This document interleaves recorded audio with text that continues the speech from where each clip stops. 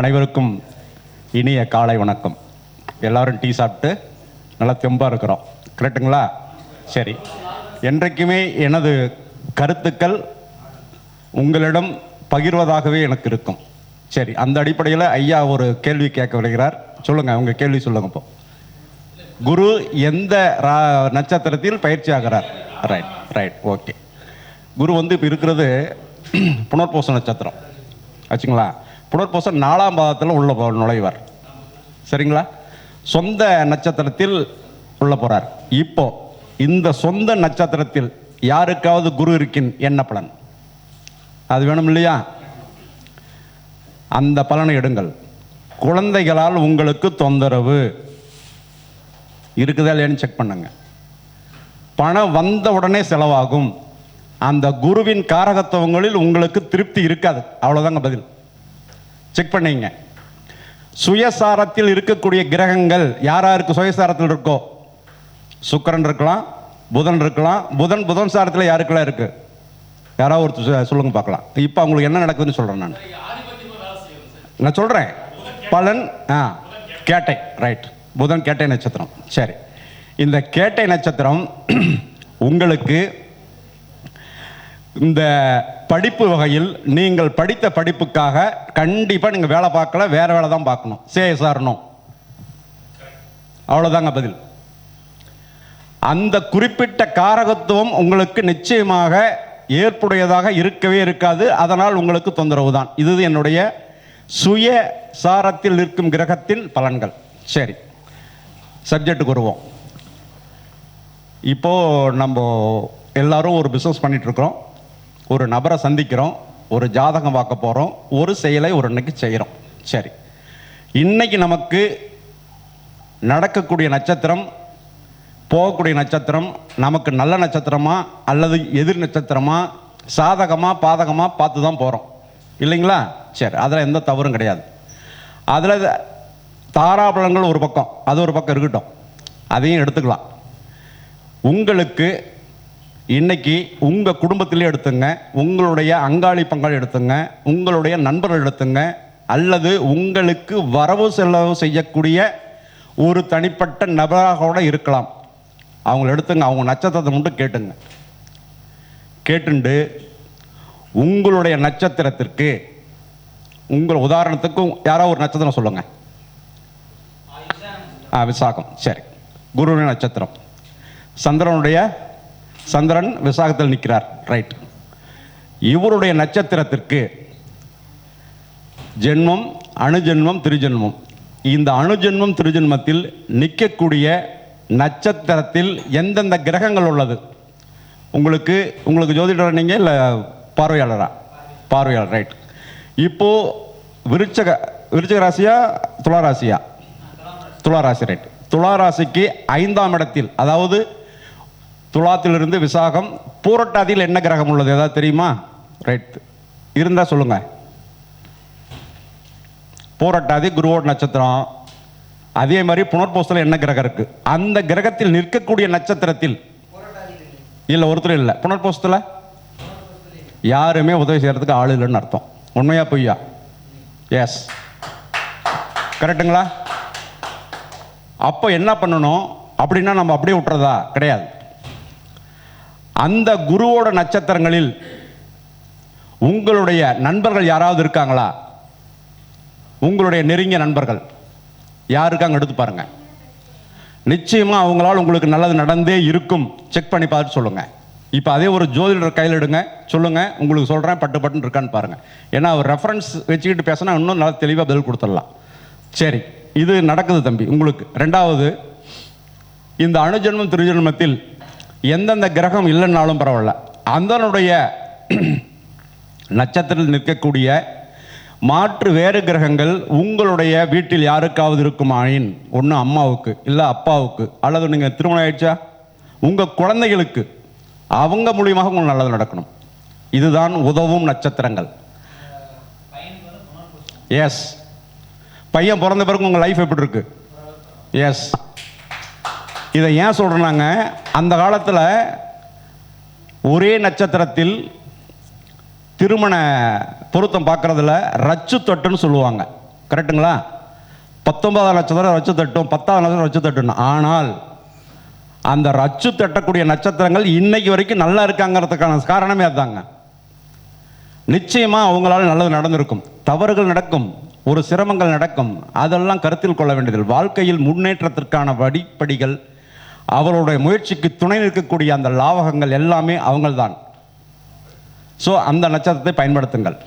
ஒன்று. அதுக்கடுத்தது தாராபலனில் நமக்கு எல்லாத்துக்கும் தெரிஞ்சது, நமக்கு தரக்கூடிய பலனை நிச்சயமாக தரக்கூடிய நட்சத்திரங்கள் 2, 6, 8, 4 ஓரளவுக்கு தரும். என்னை பொறுத்தவரையும் ஒரு நபருக்கு 8வது நட்சத்திரத்தின் தொடர்பு இல்லாமல் வாழ்க்கை முடியவே முடியாது. கணக்கெடுத்து பார்த்துங்க உங்கள் நண்பர்கள். இப்போது எனக்கு உதாரணத்துக்கு நான் அவிட்டம், கும்பராசி அவிட்டம், எனக்கு 8வது நட்சத்திரமாக வரக்கூடியது அவிட்டம், சதயம், போரட்டாதி, உத்திரட்டாதி, ரேவதி, அஸ்வினி, பரணி, கிருத்திகை. சூரியனுடைய நட்சத்திரங்கள் ஒவ்வொருத்தருக்கும் அதே கணக்கெடுத்துங்க. எனக்கு சூரியன் நட்சத்திரத்தில் எந்த கிரகம் இருக்குதோ அவங்க எனக்கு உதவி பண்ணுவாங்க சார். எங்கே போனாலும் சரி, ஒரு பேங்க்கு போகிறோமா, ஒரு வியாபாரத்துக்கு போகிறோமா, ஒரு நல்லதுக்கு எதுக்கு போனாலும் சரி, அவங்க இருந்தால் அவங்க கூட போனோம்னா நம்ம சக்ஸஸ் காரியம். ஸோ அப்படி ஒரு நாளை முடிவெடுத்து இந்த நாளில் இந்த செயலை இந்த நட்சத்திரத்தக்காரருடன் போனால், உதாரணத்துக்கு நம்ம ஜெகநாதன் அவர் உத்திராட நட்சத்திரம், நெருங்கிய நண்பர், எங்கு சென்றாலும் 2 பேருமே சேர்ந்து போவோம். காரணம் விஷயம் அங்கே உள்ளது. ஏன் நம்ம அப்படி பயன்படுத்தக்கூடாது? சின்ன விஷயம்தான், அதில் நீங்கள் பயன்படுத்தி பார்த்து பலனை சொல்லுங்கள். அதே போல் எல்லா ஜோதிடரும் எல்லா வாடிக்கையாளர்களுக்கும் சரியான பதிலை சொல்கிறார்களா? முடியவே முடியாது, சொல்லவே முடியாது. அதற்கு காரணம், ஐயா நமஸ்காரங்க ஐயா வாங்க, அந்த தாராபலனை ஒட்டிய நட்சத்திரங்கள் வரும்போது அவர்களுடைய பலன் பேசுனீங்கன்னா சும்மா பக்காவாக இருக்கும், 100% சரியாக இருக்கும். உதாரணத்துக்கு சொல்கிறேங்க, நம்ம குரு பயிற்சியில் சந்திர நாட்டில் குரு பயிற்சி அண்ணன் பேசினார், ரைட். இப்போ அதுக்கு பின் பாயிண்டாக பதில் சொல்கிறேன்.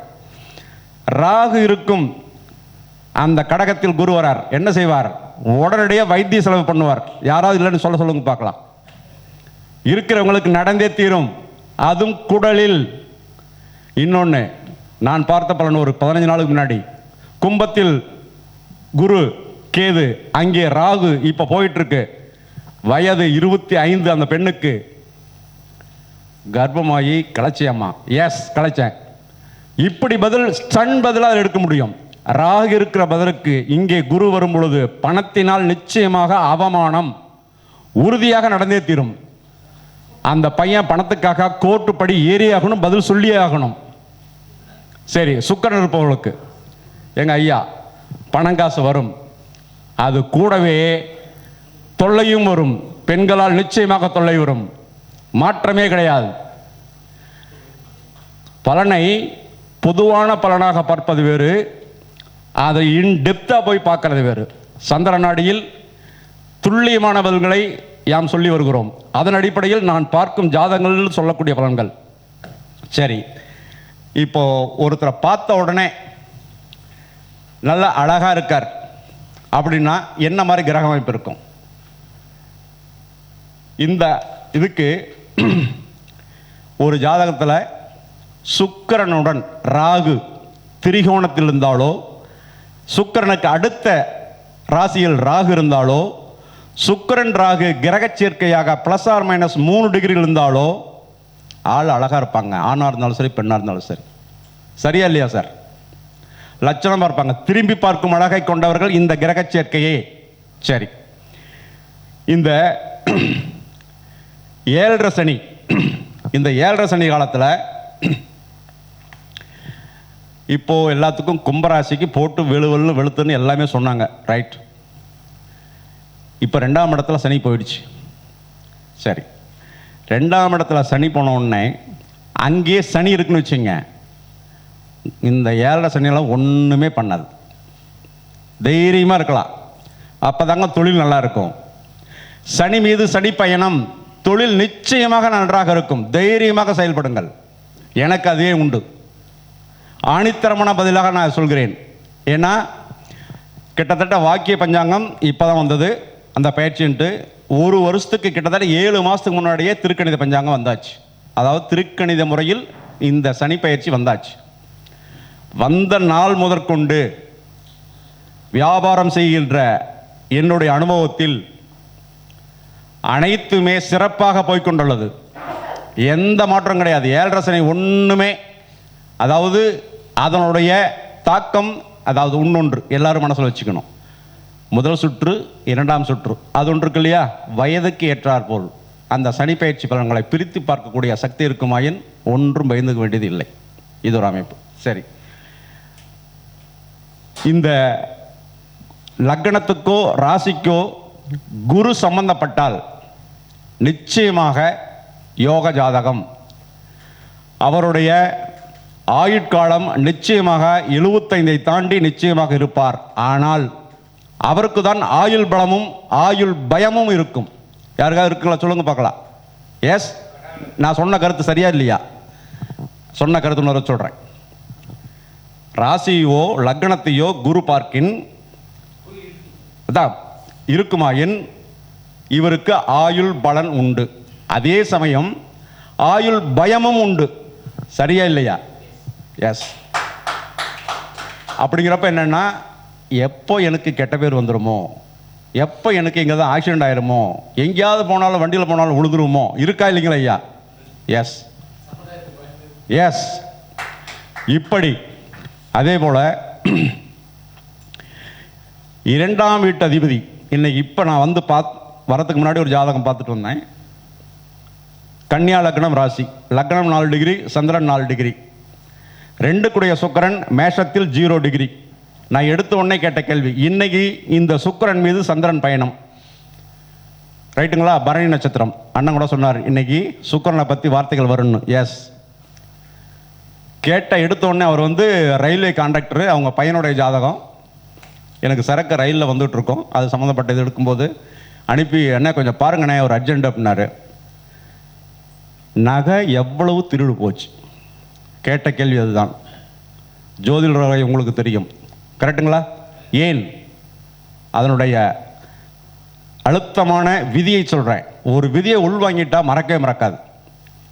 லக்னத்துக்கு 2 கிரகம் 8இல் மறைந்தால் அந்த இடத்தில் சந்திரன் போய்கொண்டிருக்குமே ஆயின் அந்த நாளில் சொல்லக்கூடிய 2ஆம் இட கிரகத்தின் காரகத்துவங்கள் நிச்சயமாக களவாடப்பட்டிருக்கும். அந்த வகையில் சுக்கிரன் கன்னியா லக்னத்துக்கு 2 சுக்கிரன் 8இல் மேஷத்தில் மறைவு 0 டிகிரியில். கேட்ட கேள்வி, எத்தனை நகை எத்தனை பவுன் திருடு போச்சு? ஆமாங்க, திருடு போச்சு. ஒரே பதில் தாங்க, அவ்வளோதான், முடிஞ்சு போச்சு. ஜாதகமே பலனே முடிஞ்சு போச்சு. பணத்தை போட்டு அவர் போயிட்டார். ஆக பலனெடுக்கும் விகிதத்தில் இன்றைக்கு மேசராசியில் சந்திரன் போய்கொண்டிருக்கும் இந்த நாளில் அங்கே என்ன கிரகம் இருக்கிறது, அந்த அடிப்படையில் அந்த காரகத்துவ ரீதியில் நீங்கள் கேள்வியை எழுப்பினால் அந்த கேள்விக்காக தான் வந்திருப்பார் அந்த ஜாதகர். இந்த ஜாதகம் கொடுத்த ஜாதகம் இன்னைக்கு அந்த மாதிரி எடுத்த உடனே பதில் சொன்ன உடனே ஜாதகம் ஒரு கேள்வியோட முடிஞ்சு போச்சு. அதை வேணாங்க, போதுங்க, அவ்வளோதாங்கன்ட்டார். ஸோ சந்திரன் நாடிங்கிற முறையில் உங்களுக்கு உதவும் நட்சத்திரக்காரர்கள், உதவி செய்யக்கூடிய நபர்கள், இதை நீங்கள் பயன்படுத்தும் எங்கெங்கெல்லாம் பயன்படுத்தலாம். உதாரணத்துக்கு திருமண பொருத்தம் பார்க்குறோம். திருமண பொருத்தத்தில் இந்த விதியை, இந்த உதவும் சமாச்சாரத்தை மனைவிக்கு அப்படி தேர்ந்தெடுக்கும் நட்சத்திரமாக இருக்குமாயின் ரச்சு தட்டும் என்ற முறையே இருந்தாலுமே சரி, நிச்சயமாக பயனளிக்கிறது.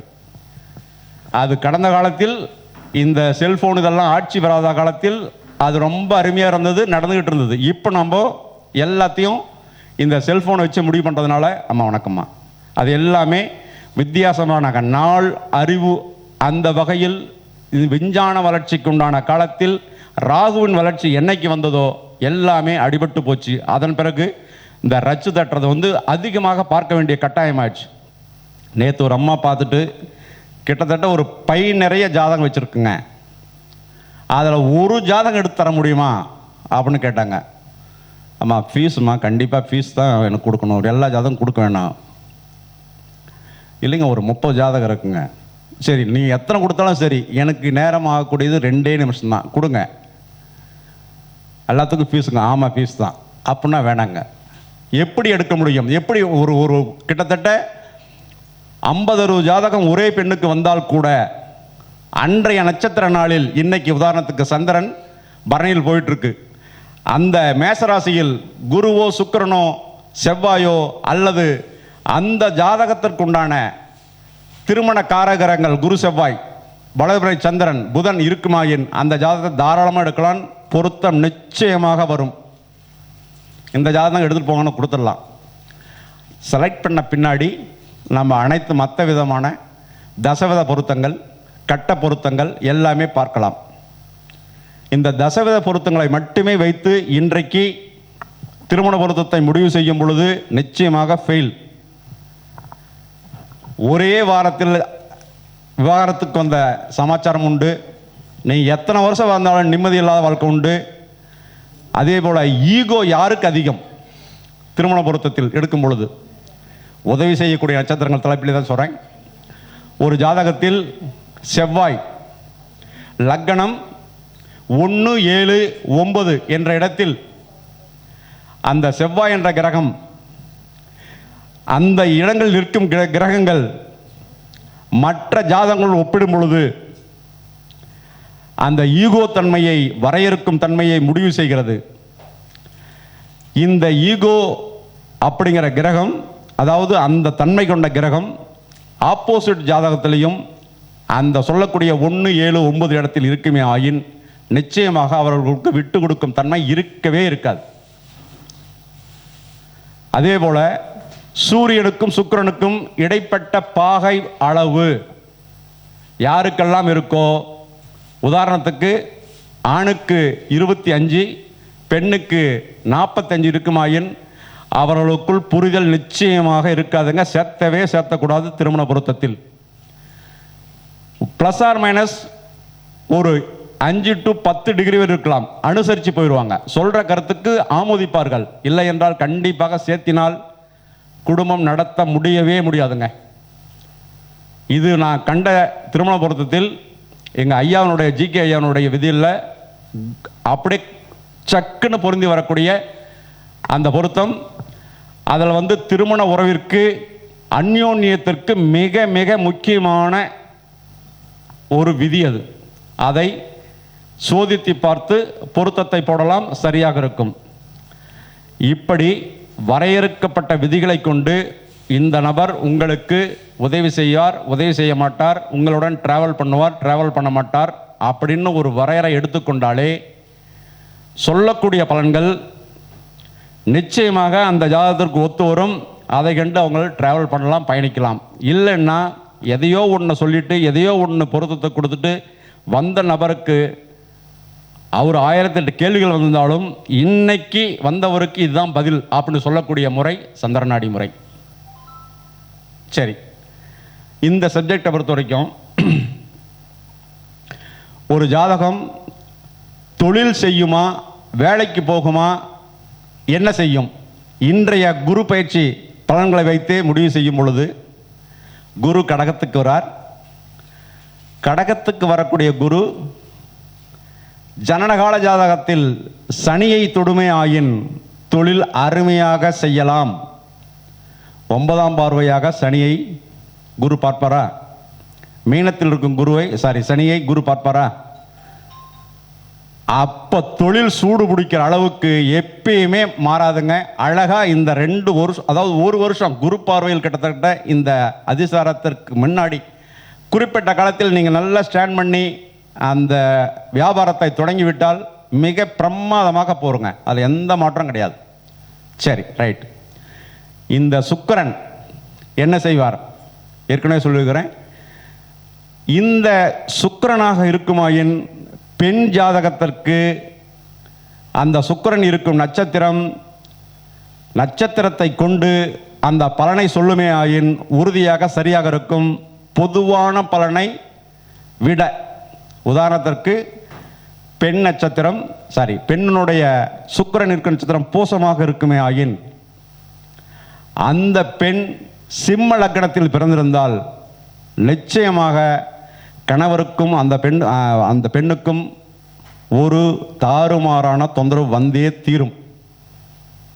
ஏன்னா குரு பயிற்சி ஆகிறார், பணம் வரும், பணம் வந்த உடனே நிலை தடுமாறி ஒரு தவறான முடிவெடுக்க போகும். அந்த தவறான முடிவை கணவருக்கும் சிம்மலக்கணத்துக்கு 7 சனியுடைய சாரத்தில் சுக்கிரன். அந்த வகையில் தொழில் நிமித்தமாக இந்த பெண் வெளியிடத்திற்கு போக வேண்டியதாக இருக்கும். அந்த வகையில் கணவருக்கும் மனைவிக்கும் தொந்தரவு வரும் என்பது துல்லியமான பதில், என்னுடைய பதில். நான் பார்த்த ஜாதகம் இப்போ 4 நாளுக்கு முன்னாடி நான் ஒரு வியாபாரம் செய்யலான் இருக்கேன். இப்போ குரு பயிற்சி ஆகுது, எல்லாரும் நல்லா இருக்குங்கிறாங்க. சிம்ம லக்னம், லக்னத்துக்கு 12ஆம் இடத்தில் சுக்கிரன், 7 சாரத்தில். இந்த பொண் வெளியூர் போய் தான் வேலை செஞ்சாகணும், ஒன்று படிப்போ தொழிலோ செஞ்சாகணும், பணம் வரும். அப்பொழுது 7 சனி தன்னுடைய வேலையை காட்டுவார், பிரச்சனையை சொல்லுவார். கண்டிப்பாக போக வேண்டாம், போனால் சிக்கல் வரும். சிக்கல் இப்பயே வந்துடுச்சது அந்த ஜாதகத்துக்கு. ஆக ஒரு முடிவு, ஒரு பலன், ஒரு பொதுவான பலனாக இருக்குமாயின், துல்லியமாக பலனாக இருக்குமாயின், சொல்லக்கூடிய விதத்தில் இன்றைய நாளில் இந்த நட்சத்திரத்தில் சந்திரன் போய்கொண்டிருக்கையில் இந்த பலனை சொல்லி பார்க்கல் அருமையாக இருக்கும். எந்த மாற்றமும் இருக்காது. துல்லிய பலனை சொல்வதில் விஞ்சி நிற்பது சந்திரநாடியே என்று எனக்கு பேச வாய்ப்பளித்த அனைவருக்கும் நன்றி கூறி விடைபெறுகிறேன். என்னுடைய தொலைபேசி எண் 978 94 87 287. வாழ்க வளமுடன்.